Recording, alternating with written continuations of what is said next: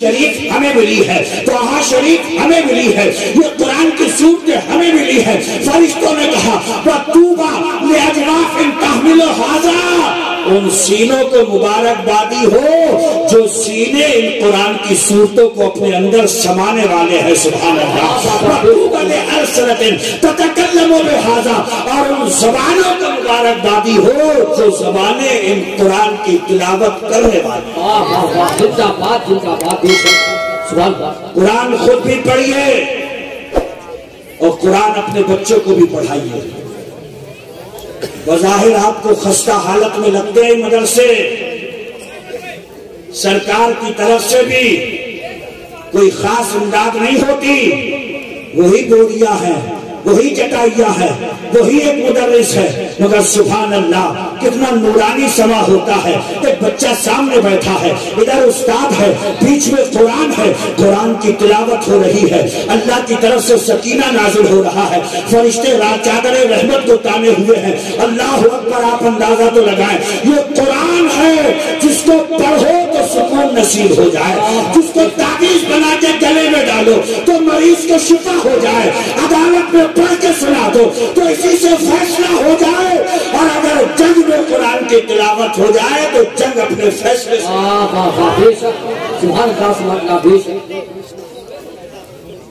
صرف تقریروں میں مت سنیے کہ قرآن پڑھو، میرے بھائی سیکھو بھی قرآن۔ میں اکثر کہتا ہوں کہ تم آسمان کی بلندی سے جلد لوٹانا، ہمیں زمین کے مسائل پہ بات کرنی ہے۔ بڑی بڑی باتیں مت کریے آپ، فلانا ملک فلانے ملک سے لڑ گیا، فلاں جگہ کے حالات اچھے نہیں ہیں، نہیں، غور کیجئے ابھی تو ہمارے ہی حالات اچھے نہیں ہیں، ہمیں وضو بنانے کا طریقہ نہیں آتا، ہمیں سبحانہ ٹھیک سے یاد نہیں، الحمدو کی تلاوت ہم نہیں کر پاتے، تشہد ہمیں یاد نہیں ہے، نماز کا طریقہ ہمیں یاد نہیں ہے۔ ہمارا تو حال یہ ہے، برابر والے کو دیکھتے جاتے ہیں، نماز پوری کرتے جاتے ہیں۔ نعرہ تکبیر، نعرہ رسالت، نعرہ غوثیت، مسلک اعلیٰ حضرت شہنشاہ کرم جناب شہید اختر صاحب جو گنفری، نعرہ تکبیر۔ خود پہ غور کریے اور کم سے کم اپنے آپ کو اتنا وقت ضرور دیجئے کہ خود کے اندر نکھار پیدا ہو جائے، خود جو ہے وہ اس قابل ہو جائیں۔ ایک بزرگ فرمایا کرتے تھے، بچا بچا کر کے کسی صورت سے اپنا ایمان تم قبر تک لے جاؤ، قبر سے جنت تک کی ڈگر پار کرانا سلطان مدینہ کا کام ہے۔ اپنا ایمان بس قبر تک بچا کر لے کے جائیے، جنت تک کی ڈگر مصطفیٰ بابا بے شک زندہ باد، سبحان اللہ بے شک۔ ایمان کے لٹیرے چور بہکانے کے لیے 24 گھنٹے تیار ہیں میرے بھائی۔ جی قرآن پڑھو، اس لیے کہ حضرت علی فرماتے ہیں انی سمعت رسول اللہ صلی اللہ علیہ وسلم انہا ستکون فتنہ۔ آقا بیٹھے ہیں، اچانک ایک مرتبہ مصطفیٰ فرماتے ہیں ان قریب ایک بڑا فتنہ رونما ہونے والا ہے۔ اگر آج کے دور میں کسی کا پیر کہہ دے بھئی سنو ایک فتنہ برپا ہونے والا ہے، تو ہو سکتا ہے مرید چپکے سے پوچھ لے حضرت مجھے بتا دو میں بچ جاؤں گا، مگر قربان جاؤ فاتح خیبر پر، مشکل کشا پر، حضرت علی پر۔ اللہ اکبر کہتے ہیں یا رسول اللہ مل مخرج منہا، یا رسول اللہ فتنہ برپا ہونے والا ہے تو فتنے سے نکلنے کا راستہ کیا ہو؟ فتنے سے بچیں گے کیسے؟ فتنے سے نکلا کیسے جائے گا؟ آقا فرماتے ہیں کتاب اللہ کا قرآن پڑھتے رہنا، فتنے سے بچے رہو گے۔ سبحان اللہ۔ یا رسول اللہ کیا ہے قرآن میں؟ فیہ نبأ ما قبلکم، قرآن میں وہ بھی ہے جو تم سے پہلے ہو چکا ہے، وخبر ما بعدکم، اور قرآن میں وہ بھی ہے جو تمہارے بعد ہوگا، وحکم ما بینکم، اور تم جس دور میں چل رہے ہو اس دور کی کہانی بھی قرآن میں لکھ دی گئی ہے۔ صحرا میں، جنگلوں میں، بیابان میں پڑھو، مینار کے پڑے ہیں تو میدان میں پڑھو، یہ بے خبر نجومی تمہیں کیا بتائیں گے کل ہونے والا کیا ہے؟ قرآن تم سے پہلے جو ہوا وہ بھی قرآن میں کون سی امت پہ کون سا عذاب آیا پڑھیے، کس وجہ سے آیا پڑھیے، اس لعنت سے دور رہیے، کامیاب ہو جاؤ۔ بعد میں کیا ہونے والا ہے اسے بھی پڑھیے اور نسلوں کو وصیت کر جائیے کہ قرآن میں جس چیز کو گناہ بتایا گیا، قرآن میں جس چیز کو ہلاکت کا سبب بتایا گیا اس سے دور رہیے۔ وَحُکْمُ مَا بَيْنَكُمْ، اور تمہارے بیچ میں کبھی جھگڑا ہو جائے، فتنہ و فساد پھیل جائے، گھر میں کوئی بھی مسئلہ روپ دھاڑ لے تو کہیں اور مت جانا، قرآن کے سامنے پیش کرنا۔ قرآن تمہارا دنیا کا مسئلہ بھی حل کر دے گا، آخرت کا مسئلہ بھی حل کر دے گا۔ حضور ارشاد فرماتے ہیں هو الفصل ليس بالهزل، یہ قرآن فیصلہ کرنے والی کتاب ہے، لیس بالہزل، ہنسی مذاق نہیں ہے، ٹھٹا نہیں ہے۔ سنیے اگلا جملہ بڑا بھاری ہے، مصطفیٰ ارشاد فرماتے ہیں من ترکہ من جبار قسمہ اللہ، جو قرآن کو تکبر کی وجہ سے چھوڑ دے گا اللہ اس کو پھاڑ کے رکھ دے گا۔ کیا کرے گا اللہ اسے؟ پھاڑ کے رکھ دے گا، توڑ کے رکھ دے گا۔ قرآن کو تکبر کی وجہ سے چھوڑنے کا مطلب سمجھتے ہو؟ گاؤں کا اگر امام پہنچ جائے کہ بھئی کھانے کی کیا ضرورت ہے، پنچایت کی کیا ضرورت ہے، عدالت کی کیا ضرورت ہے، پولیس کی کیا ضرورت ہے، قرآن میں یہ مسئلہ بتایا گیا اس پہ عمل کر لو، میں بتاؤں پھر تکبر کیسے دکھاتے ہو؟ ہم نہیں جانے شریعت کو، ملا جی کون سی باتیں کر رہے ہو؟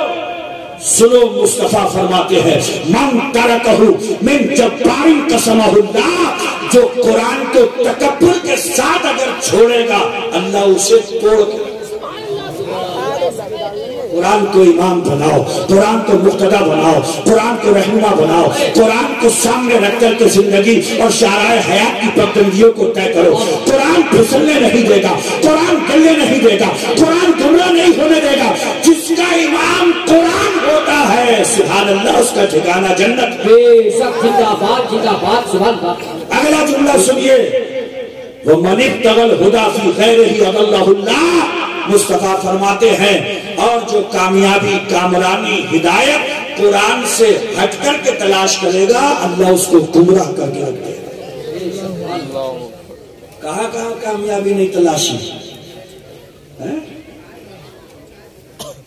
قرآن کیا ہے اور زمانے کا مزاج کیا؟ یہی تو ٹکراؤ ہے۔ لوگ کہتے ہیں محبت میں مقابلہ نہیں ہوتا، ہمارا یہی تو مقابلہ ہے۔ ایک طرف قرآن کی فریاد ہے، صاحب قرآن کی فریاد ہے، ایک طرف زمانے کی ڈیمانڈ ہے۔ زمانے کی ڈیمانڈ کو اپنے جوتے کی نوک پہ رکھ کر کے کہو یا رسول اللہ، جو جان مانگو گے جان دیں گے، جو مال مانگو گے مال دیں گے، مگر نہ ہرگز یہ ہم سے ہوگا نبی کا جاہو چلا۔ چھوٹ جائے اگر دولت کونین تو کیا غم، چھوٹے نہ مگر ہاتھ سے دامان محبت۔ ارے کبھی کبھی تو پھر ران آ جاتے نہیں آ جاتے، ہمیں ووٹ دیو، چکر میں پڑ جاتے ہو، لیکن آخری چھڑ میں آخری لمحے میں ڈیسائیڈ کر ہی لیتے ہو کہ ووٹ کسے دینا ہے۔ ادھر دنیا پکار رہی ہے، ادھر فیشن پکار رہا ہے، ادھر ممبئی کے گنڈے پکار رہے ہیں، آؤ ادھر کو، ادھر قرآن کی ایک آواز ہے، صاحب قرآن کی ایک آواز ہے، پیدا کرنے والے کا پیغام ہے۔ اس سب کو پیچھے چھوڑیے، قرآن کو امام بنائیے۔ قرآن نہ یہاں نہ مراد رہنے دے گا، نہ قبر میں بے چین رہنے دے گا، یہی قرآن شفاعت کر کے جنت کا پروانہ بھی۔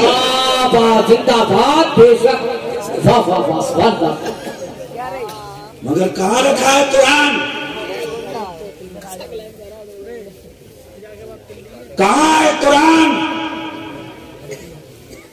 میں کہتا ہوں کہ قرآن کے اندر آیات شفا ہے، پڑھ کر کے دم کر تو شفا ہو جاتی ہے، مگر اقبال نے بڑی مایوسی کے ساتھ میں کہا تھا از آیاتش تجھا ترا کارے جزی نیس کہ از یاسین او عصب امیری، ہمیں قرآن سے سوائے اس کے کوئی مطلب نہیں رہ گیا کہ کوئی مرنے والا ہو یاسین پڑھو تو جلدی سے مر جائے۔ قرآن مارنے کے لیے نہیں آیا، قرآن تو زندہ کرنے کے لیے آیا تھا۔ قرآن قبر میں پہنچانے کے لیے نہیں آیا، قرآن تو قبر میں اجالا کرنے کے لیے آیا تھا۔ قرآن مردہ بنانے کے لیے نہیں آیا، قرآن مردہ دلوں کو حرارت بخشنے کے لیے۔ بچے جو میں سمجھتا ہوں 40-45% بچے جو یہاں پہ بیٹھے ہوئے ہیں، ان سے پکڑ پکڑ کر کے پوچھئے تمہیں الحمد شریف آتی ہے کہ نہیں آتی؟ انہیں گانے آتے ہوں گے، انہیں موبائلوں کے نام آتے ہوں گے، انہیں فلمی ہیروئنوں کے نام آتے ہوں گے، انہیں موویز کی سب ڈیٹیل اور تفصیل معلوم ہوگی، مگر انہیں سورہ فاتحہ یاد نہیں ہوگی، انہیں سبحانہ یاد نہیں ہوگی۔ یہ ہمارا مستقبل ہے، یہ ہمارا فیوچر ہے، یہ ہماری سنتان اور نسل کو آگے بڑھانے کی ذمہ دار ہے۔ یہ اگر آج قرآن سے نابلد رہ گیا تو یاد رکھیے گا فاتحہ کسے کہتے ہیں، درود کسے کہتے ہیں، ایصال ثواب کسے کہتے ہیں، قبر میں مردے کو ضرورت کیا ہے، کیا چاہیے اسے، یہ سب بھول کر کے رہ جائے گا۔ اس لیے پڑھاؤ انہیں، سمجھاؤ انہیں، بعد میں کچھ نہیں ہوگا۔ ابھی یہ بہت صحیح وقت ہے ان کو قرآن پڑھانے کا، بہت صحیح وقت ہے، بہت صحیح وقت ہے۔ خود آپ سلیکٹ کیجئے، انتخاب کیجئے، چناؤ کیجئے کہ بچے کو ہمیں کس ڈگر پہ ڈالنا ہے، کس راستے پہ لگانا ہے۔ بلا شبہ بچہ آپ کا ہے، لیکن اس سے پہلے مصطفیٰ کا غلام بھی تو ہے، نبی کا سچا امتی بھی تو ہے، اللہ کا بندہ بھی تو ہے۔ اگر کوئی کہے کہ قرآن پڑھنے آؤ تو مت کہا کرو ہمارے بچے پہ دادا گیری کیوں جتاتے ہو، اس لیے کہ وہ قرآن پڑھنے کے لیے کہہ رہا ہے۔ اس بچے کا بھی حق بنتا ہے کہ قرآن سیکھے، مصطفیٰ کا غلام ہونے کے ناطے اس کا بھی حق بنتا ہے کہ قرآن پڑھے اور مصطفیٰ کو سمجھنے کی کوشش کرے۔ آپ بھی کوشش کریں، ہم بھی کوشش کریں۔ یہ جلسہ منعقد ہوا، اس میں بھی یہی بتانے کی کوششیں کی جائیں گی کہ قرآن کو سمجھیے، قرآن کو پڑھیے۔ سب کو جنت میں اپنی اپنی پڑھی ہوگی، میدان محشر میں تو جنت ملے گی یا نہ ملے گی، مگر سبحان اللہ قرآن پڑھنے والا، لوگ کہتے ہیں صاحب ہماری زبان نہیں پلٹتی، ہماری زبان موٹی ہے۔ سنو میرے آقا کیا فرماتے ہیں، الماہر بالقرآن مع السفرۃ الکرام البررہ، جو قرآن تیزی سے پڑھ لیتا ہے، روانی سے پڑھ لیتا ہے، بھر بھر پڑھ لیتا ہے، اللہ اکبر، قرآن کو مہارت سے پڑھنے والا معزز فرشتوں کے ساتھ میں ہوگا، مکرم انبیاء کے ساتھ میں ہوگا۔ والذی یقرأ القرآن ویتتعتع فیہ لہ اجران، آقا فرماتے ہیں جو قرآن پڑھتا ہے مگر زبان اٹکتی ہے، موٹی ہے زبان، پلٹتی نہیں ہے، تکلیف ہوتی ہے، اللہ اکبر، حضور فرماتے ہیں جو ماہر ہے اسے ایک اجر ملے گا، اور جو اٹک اٹک کے پڑھ رہا ہے اللہ اس کو دوہرا ثواب عطا فرمائے گا، دگنا اجر عطا فرمائے گا۔ مت کہو کہ زبان نہیں پلٹتی ہے، محنت کر کے پڑھتے رہو، اللہ دگنا اجر عطا فرمائے گا۔ دیکھیے بہت سارے لوگ کہتے ہیں صاحب یہ مولوی صاحب کہہ رہے ہیں کہ وہ نہیں نکل رہی ہے تم سے، سبحان ربی العظیم، کہتے ہیں پتہ نہیں کیسے نکلے گی، ہم تو یہی کہتے آئے تو سبحان ربی العظیم۔ نہیں بھائی، پلٹے کی محنت تو کرو تھوڑی سی، ارے پلٹنے سے کیا کیا نہیں ہو جاتا ہے، سب محنت کرتے ہو اس کے بعد وہ چیز حاصل ہو جاتی ہے۔ آپ بھی محنت کریے، قرآن کے راستے میں آپ محنت کریے۔ من خرج فی طلب العلم فہو فی سبیل اللہ حتی یرجع، تمہارے نبی ارشاد فرماتے ہیں جو دین کی بات سیکھنے کے لیے اپنا دروازہ چھوڑتا ہے، گھر چھوڑتا ہے، راستہ طے کرتا ہے، جب تک لوٹ کے نہیں آتا ہے جنت کے راستے میں رہتا ہے۔ سبحان اللہ، زندہ باد، سبحان اللہ۔ آپ کی نظروں میں ہوگا 4 بیگھے والا روڈ، آپ کی نظروں میں ہوگا سرولی کا فلانا راستہ، مگر امام کے پاس میں دین کی ایک بات سیکھنے کے لیے جاؤ گے، وہ روڈ آپ کی نظر میں ہوگا مگر مصطفیٰ فرماتے ہیں وہ جنت کا راستہ۔ چلیے جنت کے راستے پہ چلیے، جنت کے راستے کا انتخاب کریے۔ میں نہیں کہتا کہ ایک دن میں ہی آپ کوئی علامہ فہامہ بن جائیں گے، علامۃ الدہر بن جائیں گے، مگر اسٹیپ بائی اسٹیپ آپ محنت کریں گے تو انشاءاللہ نماز بھی یاد ہوگی، نہانے کا طریقہ بھی یاد ہوگا۔ اما یار کتنے تو ایسے ہیں کہ کیوں آئے تھے نہیں پتا اور کیوں چلے گئے کیا پتا۔ کم سے کم اس سے تو تھوڑا سا اوپر اٹھیے، کیونکہ ایک بڑے لمبے پروسیس سے گزر کر کے آپ یہاں تشریف لائے ہیں۔ ہمارا تمہارا رب ہی ارشاد فرماتا ہے افا حسبتم انما خلقناکم عبثا، میں نے تمہیں بیکار تو نہیں بنایا، خامخواہ تو پیدا نہیں کیا، با مقصد ہو آپ، بے مقصد نہیں ہو، آپ کی کوئی ذمہ داری ہے، بغیر ذمہ داری کے نہیں ہو، ذمہ داری پوری کر کے جاؤ گے تبھی تو وہ مجدہ سننے کو ملے گا۔ آ میری طرف لوٹ کے آ، زمانے نے تجھے بلایا، ہنگامے نے تجھے بلایا، مگر تجھے مزہ رکوع میں آیا، سجدے میں آیا، نمازوں میں آیا، قرآن کی تلاوت میں آیا، راضیۃ مردیہ، گھبراتا ہوا متا، اس حال میں آ کہ میں تجھ سے راضی ہوں، تو مجھ سے راضی۔ بے شک، زندہ باد بے شک۔ میرے بعد بھی جلسہ یوں ہی چلے گا، بڑے ہی اہتمام، متانت و سنجیدگی، قرار و سکون کے ساتھ میں یہاں پر بیٹھنا اور غور سے ایک بات کو سننا اور یہ سمجھ کر کے سننا کہ انشاءاللہ تعالی جو باتیں یہاں پر پیش کی جائیں گی رب سے توفیق مانگیں گے، یا اللہ اس پہ عمل کی توفیق عطا فرما۔ آمین آمین۔ کوشش کریں گے انشاءاللہ، سب بولو انشاءاللہ۔ آپ کتنے اچھے لگ رہے ہو اور کتنے ڈھیر سارے اکٹھے بھی ہو گئے ہو، مختلف گھروں سے آئے ہو، جہاں کہاں سے چل کے آئے ہو۔ خدا کی قسم دین سیکھنے کی نیت ہے تو جنت کے راستے سے آئے ہو، جنت کی کیاری میں بیٹھے ہوئے، جنتی راستے طے کر کے آئے ہو اور جنت کی کیاری میں بیٹھے ہوئے ہو۔ آپ سے بڑا کون ہو سکتا ہے؟ نمازی کی چاہت جنت، روزہ دار کی چاہت جنت، زکات دینے والے کی چاہت جنت ہے، اور آپ اتنے بامراد انسان ہو کہ جنتی راستے طے کر کے جنت کی کیاری میں بیٹھے۔ جتنی دیر یہاں بیٹھے ہو سارے فتنوں سے بچے ہوئے ہو، سبحان اللہ کہو مزہ آ جائے، الحمدللہ کہو تو قسمت سنور جائے۔ سبحان اللہ، ایسی مجلس زندگی میں اللہ پاک بار بار ہمیں عطا فرمائے۔ لیکن بس گزارش یہی ہے کہ تفریح تباہ کے لیے مت آیا کرو، جلسوں کی رنگینی دیکھنے کے لیے مت آیا کرو، یہ مت دیکھنے کے لیے آیا کرو فلاں شاعر صاحب نے کیسا پڑھا یا فلاں خطیب نے تقریر کیسی کری۔ نعت سنو تو یہ سوچ کر کہ مصطفیٰ کی نگاہوں کے سامنے حسان بن ثابت نعت پڑھتے تھے، آقا مسکرا مسکرا کے انعام دیا کرتے تھے۔ آج بھی وہی مجمع ہے، وہی منبر ہے، ایک شاعر سنت حسان ادا کر رہا ہے، ہم سنت سرکار ادا کر رہے ہیں۔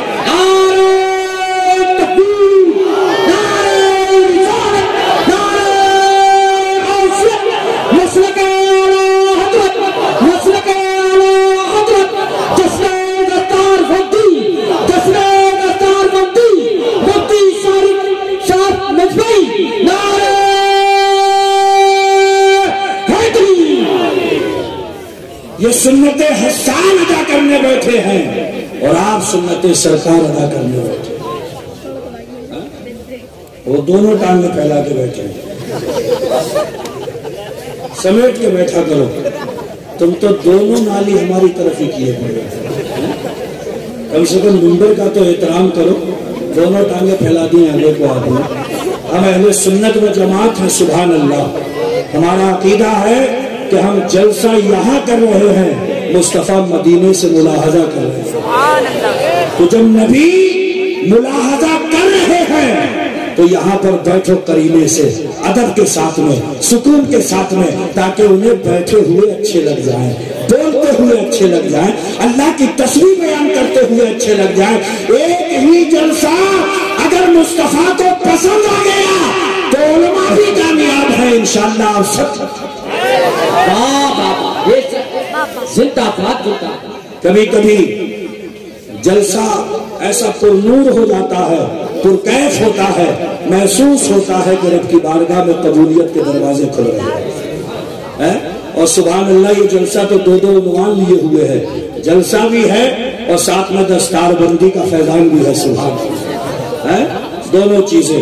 اللہ کرے کہ ہماری زندگیوں میں قرآن کا نور پھیل جائے، آمین، ہمارے سینے قرآن کے علوم سے منور ہو جائیں، اور ہم یہی دنیا میں جئیں تو وقار کے ساتھ، عزت کے ساتھ قرآن کو رہنما بنا کر کے جئیں، کسی اور کو رہنما مت بنائیے، قرآن کو اپنے سینے سے لگائیے، احکام خداوندی پہ عمل کریے، مصطفیٰ کی سنتوں کی بہاریں اپنے گھروں میں پیدا کریے۔ ڈاکٹر اقبال نے کہا تھا، چاہتے ہو تو مگر نکھرا ہوا فردا کا رنگ، سارے عالم پر چھڑک دو گنبد خضرا کا رنگ۔ گنبد خضرا کے رنگ میں جب انشاءاللہ سوسائٹی رنگے گی، معاشرہ جب گنبد خضرا کے رنگ میں رنگے گا تو پھر انشاءاللہ تعالیٰ بہار ہی کچھ ہوگی، مزہ ہی کچھ ہوگی۔ بس میں اپنی تقریر کا اختتام کر رہا ہوں کیونکہ اس وقت 11:30 بج رہے ہیں۔ ہماری جماعت کے بڑے اچھے ثنا خانی مصطفیٰ حضرت سید اختر منبر نور پہ تشریف فرما ہے، انشاءاللہ ان کے کلام سے محظوظ ہوں گے، اور میرے بعد میں آپ کے اجلاس کے خطیب خصوصی، خطیب اہل سنت، مقرر حرد العزیز حضرت قاری اقبال احمد صاحب قبلہ بھوجپوری وہ تشریف لائیں گے۔ ایک نایاب خطاب انشاءاللہ آپ کو سننے کو ملے گا۔ رب تعالیٰ کی بارگاہ میں دعا ہے، مولا تبارک و تعالیٰ اس اجلاس کے ایک ایک لمحے کو اپنی بارگاہ میں قبول فرمائے، ہم سب کو دارین کی نعمتوں سے مالا مال فرمائے، اور یہ بچے جو تکمیل حفظ قرآن کر رہے ہیں، اللہ تعالیٰ ان کے عمل و علم و عمل میں خوب برکتیں عطا فرمائے، دین متین کا انہیں سچا خادم بنائے۔ وآخر دعوانا ان الحمدللہ رب العالمین۔ السلام علیکم ورحمۃ اللہ۔